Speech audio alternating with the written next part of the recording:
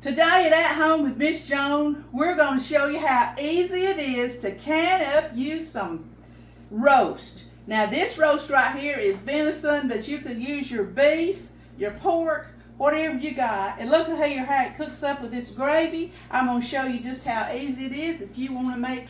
It's ready on your shelf if you want to make a beef roast. Your meat is the longest thing that is to cook, isn't it? Well, it's ready to go. Stroganoff, or serve it over noodles, or gravy and mashed potatoes, everything's sitting right on your shelf right here. I got 14 meals ready to go. Hey, y'all, let's get at it and can it up. Today, Preacher and I are canning up some venison.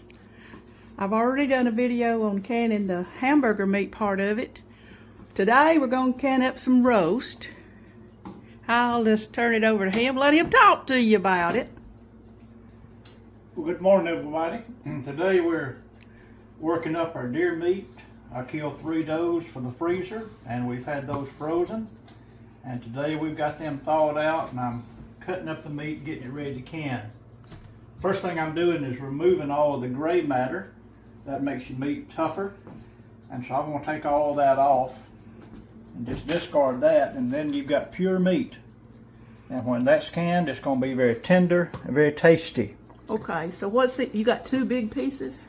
I got 2 hindquarters and 2 back straps. Okay. That we're going to can today. We may cut up some hamburger meat out of some of it if we have enough left over. But I've got 6 hindquarters and 6 back straps that we're going to be working up. And so we should have a good pile of meat when we get through with everything. Yeah. We're used to calling it deer meat, but it's also known as venison, right? Yes, and it is pure meat. It's got a lot of fat on it. These deer have been eating good, and it's always good quality meat. I enjoy hunting, but I also enjoy eating the meat once we get it ready. Okay, well, we'll get back with y'all when we've got us up a pile or a dish pan full here of meat. I'm hoping I'm at least going to get, I'm hoping to get 14 quarts of deer roast. We had 3 deers to process this morning. If you'll shoot right here, Preacher, we wound up with 2 big dish pans full of meat that we cubed up in about 1 each, did you say 1 each foot squares? And what we're going to do is we're going to can it up in quart jars. We usually do pint jars. Let me apologize right now. I'm going to try to talk really loud because I've already got 1 can of meat going because we've got such a full day. I shouldn't have started that and then start filming, and I apologize. I will talk really loud. That's a whole can of meat going right there, just what you're fixing to see.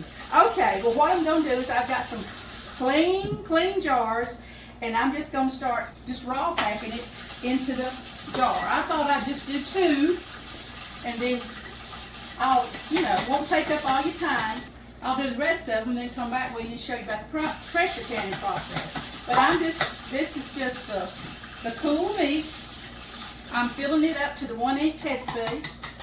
Y'all all know where that's at right here on this bottom line. Now, I usually just do pints for me and Preacher, so I guess we'll call this my company version, because this would easily feed a family of 4. Any recipe that you can make with roast beef, you can do with this. Now, also, this is the same way. If you had chuck roast, any kind of beef roast, you want to can it up, same process as we're doing today, as we're doing with our venison. Pork, whatever you got. Now, I'm checking it. Alright, now, right here, many people don't put any liquid in it because this will actually make its own gravy, so to speak. But here's what it does. It'll make gravy to about right up here. But then it'll just be, I guess, kind of ugly from here on up because there's no liquid there, but it's still okay as long as it's vacuum sealed or pressure sealed. But anyway, I don't particularly like that, so I'm going to put some liquid in mine. But I'm going to start off, I've got a quart jar, so I'm going to put, for my seasoning, I'm going to put a teaspoon of pepper. You don't have to put any seasoning. You don't have to season it when you go to cook it. I'm going to put a teaspoon of salt in each one of them. That's all the seasoning I'm going to have. Now, a lot of people use that, is it called Montreal steak seasoning? Some people put onions in here. That'd be really good, wouldn't it? For me, I told you I was going to put some liquid. Now, what I've been doing every time I've done this, even when I do the pint, I put about that much liquid. And then I let the rest of it make its own gravy. Maybe Miss Joan don't have enough faith, I don't know. Like I said, I could use some warm hot water, or I could use some beef broth, and I'm choosing to put beef broth in mine. Not necessary, neither is the salt and pepper necessary. None of that has anything to do with the preservation. I'm trying to remember to talk louder, talk louder. I'm so sorry about my other canner, I wasn't thinking. Okay, now I'm doing the regular process we do on everything we can to get the air out. It's called debubbling. You see me just chomping down in it all the way around, hitting it right there in the middle. And now that I've debubbled it, you can see, if I wanted to here, to get my meat up a little higher, I've got room for some more meat, don't I? So, look at there. Again, I'm going to debubble it.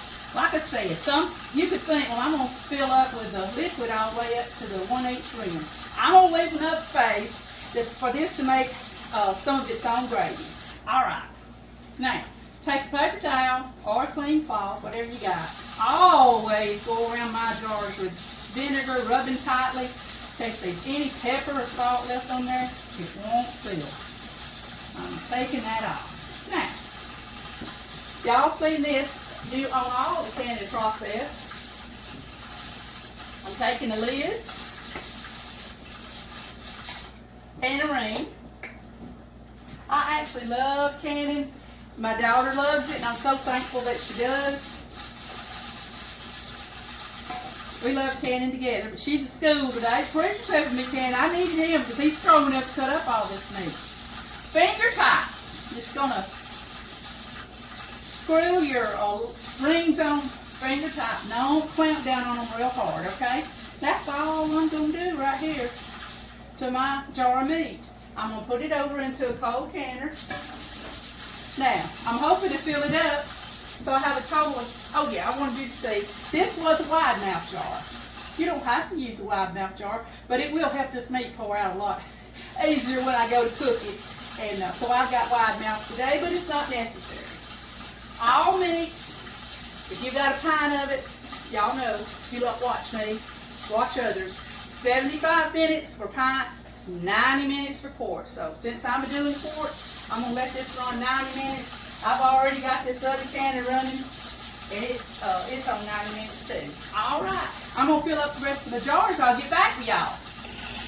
Okay, I'm letting you look down into the canner. It has 3 quarts of water in it, a splash of vinegar, and I've got one of those tray things in the bottom that keeps the jars from hitting the bottom. And then I wound up having 7 quarts in here, and I'm ready now to fill up my canner. I always inspect it. I check my rubber seal. If this ever gets to feeling kind of dry or brickly, it's good for you to change it out and order you another one. You can get some more life out of it. You oil it sometimes. If you're not using it, just oil it with some like Wesson oil or something. Let it set out a little bit. Wipe it down good, and that'll give it a little more elasticity. Oh, I know that I wouldn't say that right. Anyway, I always look through my vent pipe, make sure I can see through it. Yep, I can. I check my lock button and everything. Find sets down on it, you hear it look kind of hot. Then it pulls tight. And now I'm going to turn my heat up, because I want, you know, that I want air to start coming out of here. It's called venting. And we want a steady stream of air to come out here for 10 minutes. And then I'm going to put my 10-pound weight on it. I do 10 pounds, you know, because where I live, we're 1,000 feet above sea level. You need to check Google and see where you live. They'll tell you that way you'll know how many pounds of pressure you need to put on your cannon. I put vent, so I'm going to put the 10 pounds on it. I'm going to wait for I got a double thing on here. This old one don't. Come on, let's talk about this old one just a little bit. This was Ricky's mama's canner. You see it don't have the pressure gauge on it. It never has had one. It just has what we call the 10-pound weight. So what I do on this one, if you've got one like this, it's still strong steam needs to come out of it for 10 minutes. Then I put my 10-pound weight on it. Well, this weight's not going to jiggle when I first put it on there. I wait till it starts jiggling. And when it starts rocking a little bit, if I call it jiggling, that's when I set my clock. That's the difference in this one with the gauge on it. I set my clock on this one when it hits 10 pounds. I don't have a 10 pound on this, and I wait till it starts jiggling. Then I know I set my clock the right amount of time. So over here, now we've got it locked. We're going to wait for it to vent 10 minutes. And then I'll get back to y'all. Look, real strong steam that's been coming out this hole here. It's all venting for 10 minutes. So I'm going to put my 10 pound pressure on it. Right there. Now, I'm going to let this process for 90 minutes because it's a quart, but I'm not going to start my clock right yet because I'm going to wait for this little dial to come up to 10 pounds. That's the amount of pressure that we use for where I live here in Alabama. And so when that gets up to 10, I'll set my clock on 90 minutes because these are quarts, and we'll let her rip, and I'll get back with y'all. I did want to show you that this is the beef broth that I put in there. If I'd have had some beef broth that I saved off of the roast, I would use it. Okay, but very little that I use, or you can put a little bit of water. But a lot of people don't put no moisture whatsoever, but I do. Okay, we're going to let this go now and get up to 10, and then I'm going to set my clock, and then I'll get back with you when it runs the 90 minutes. All right, I don't know if you can see it. My other canner's making so much of a racket, but see how the dial has reached 10 pounds, and my little pressure pound thing has started rocking. All right, now is when I set my clock. Right here, and I'm going to turn my heat down, and I'm going to let this process now for 90 minutes because I'm doing quarts. Y'all can do this, there's no doubt about it. Now they processed 90 minutes because they're quarts, and look over here, I'll bring you over here. Look at there, there's my last one. I had 7 quarts in this canner and 7 quarts in that one, and I wanted to show you.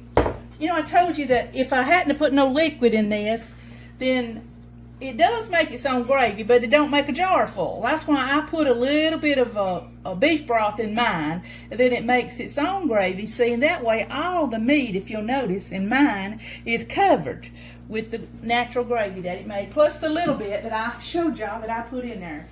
And they say that if you don't put no liquid, and it still seals good, and it just covers part of the meat, the rest of the meat's okay. It just looks different. It looks old and leathery to me. So this is how I do it. And today, I'm so thankful and so blessed we got all this meat. And also, we had 3 venison or 3 deers that we processed today. So I'm pretty sure I've got another canner to do tonight. But anyway, we're so blessed right here at Home with Miss Joan, and I hope that you all try to can you some roast, or a beef roast, or pork roast, or even venison. And this, you can do anything, any recipe you got, you could put it's ready to eat. You could eat it right out of the jar. It is just wonderful. I love having it on my shelf and not in my deep freeze. Thank y'all for listening to me today. At Home with Miss Joan. At Home with Miss Joan, would you like? You know, whether you like it or not, okay? At Home with Miss Joan, please subscribe. Sure does help this old girl's channel grow. Won't you share with friends and family? You know, like your mom and them, okay? Comment right here and you'll hear back from me. You know, preacher, get back with you, my daughter, me, somebody will right here from At Home with Miss Joan. Woo! Y'all check these videos out, okay?